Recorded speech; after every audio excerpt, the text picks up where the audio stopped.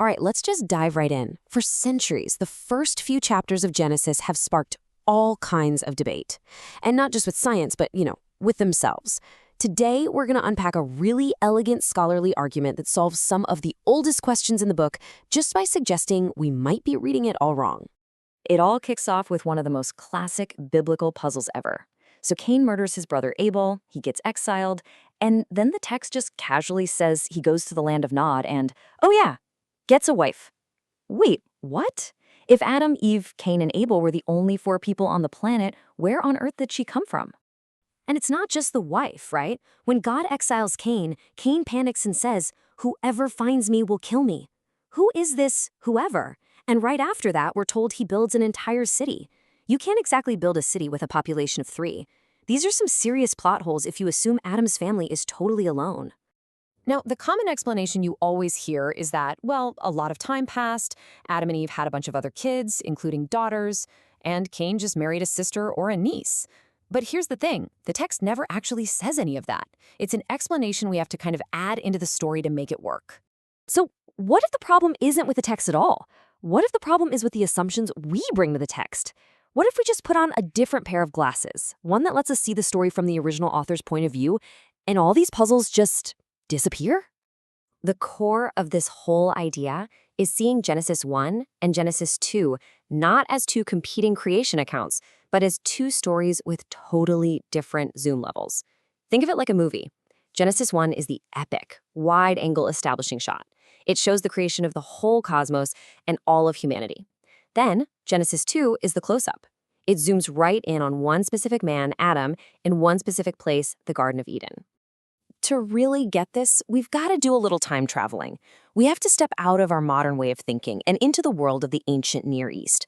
The people who wrote Genesis had a whole different way of looking at the cosmos, and we need to understand their world to understand their story. Take this famous verse from that first creation story. God says, "Let us make humanity in our image." Wait a minute. Us? Our? Who is God talking to here? This isn't just a typo. It's a huge clue, a little window into that ancient worldview. That little plural pronoun points to something called the divine council worldview. Pretty much everyone in the ancient world believed that a supreme God ruled over a council of other divine beings, like a heavenly board of directors. The biblical writers thought this way too, with Yahweh as the CEO. So in Genesis 1, God is addressing his council, his heavenly court, and bringing them in on the plan to create humanity. So what does it even mean to be made in God's image? Well, for them, an image wasn't about physical looks. It was a job description. A king would set up a statue in image of himself in a distant part of his kingdom to represent his authority. What Genesis 1 does is totally radical. It says it's not just the king, but all humans who are God's representatives, tasked to act as his agents in creation. This is the job given to everyone in that big, wide-angle shot of Genesis 1. Okay, so let's switch over to that close-up shot in Genesis 2. If Genesis 1 created all of humanity and gave them general mission, Genesis 2 zooms in on this one guy, Adam, who is given a very specific and very important vocation. You see, the way the text describes Eden, it's not just some pretty garden. It's a sacred space. It's basically a cosmic temple. I mean, it's on a high mountain. It's the source of the rivers for the whole world. It's guarded by cherubim, who are basically the security guards for holy places elsewhere in the Bible. And it's the place where God's presence literally walks around. And this makes Adam's role crystal clear. He's placed inside this temple garden and told to work and keep it. Now, get this, the Hebrew verbs used there, abad and shamar, are the exact same verbs used later to describe the duties of priests in the tabernacle. Adam is the priest of this cosmic temple. His job is to guard this holy space and then expand its borders, to make the whole world like Eden. Which brings us to the million-dollar question. If Adam and Eve are in this special, sacred garden temple with this priestly job, where is everybody else from Genesis 1? Where are all those other humans? And the answer is so simple, it's kind of mind-blowing. They were already there. They were living out in the world, outside the sacred space of the garden. The people of Genesis 1 are populating the earth, while Adam, the guy from Genesis 2, is called into a special role inside the garden. And boom, with that one shift in perspective, all those puzzles we started with just click into place. Cain's wife, she's from that non-Adamic population created in Genesis 1. The people he's so afraid are going to kill him, it's that same populated world he's now being banished into.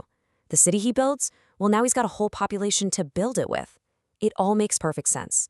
No more time jumps or imaginary sisters needed.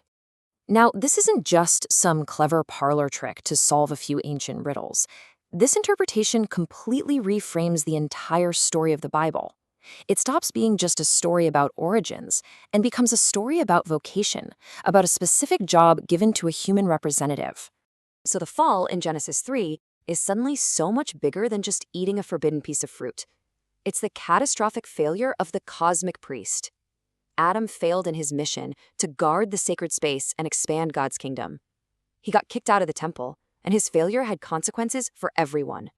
And the rest of the Bible, from that point on, becomes the story of God's plan to recover that failed mission. Israel is called to be a kingdom of priests. King David acts like a priest king. And ultimately, what does the Apostle Paul call Jesus? The last Adam. He's the one who finally succeeds where the first Adam failed, fulfilling that original cosmic priestly job once and for all. So this leaves us with a really fascinating thought to chew on.